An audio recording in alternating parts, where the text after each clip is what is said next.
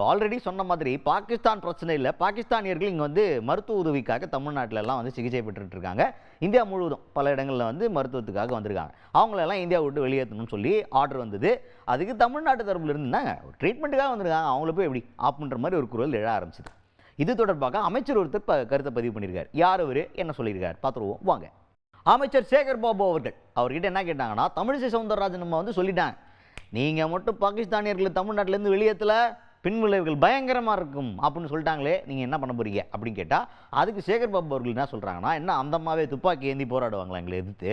என்னங்க மதம் மொழி இதெல்லாம் தாண்டின ஒரு ஊர் தமிழ்நாடு, நாங்கள் அந்த மாதிரி பிரிவினையெல்லாம் பண்ண மாட்டோம். நாங்கள் வந்திருக்காங்கன்னா அதெல்லாம் நாங்கள் ஒற்றுமையாக இருந்து பழகினவங்க அப்படின்னு இவர் வந்து உள்ளே இருக்கிற பிரச்சனைக்கும் இரண்டு தேசத்துக்கு நடுவில் இருக்கிற பிரச்சனைக்கும் இருக்கிற வீரியத்தையும் பயங்கரமான வித்தியாசத்தையும் புரிஞ்சிக்காமல் பேசிவிட்டாரோ அப்படின்னு நமக்கே சந்தேகம் வர்ற அளவுக்கு ஒரு கருத்தை பேசியிருக்காரு சேகர் பாபு அவர்கள்.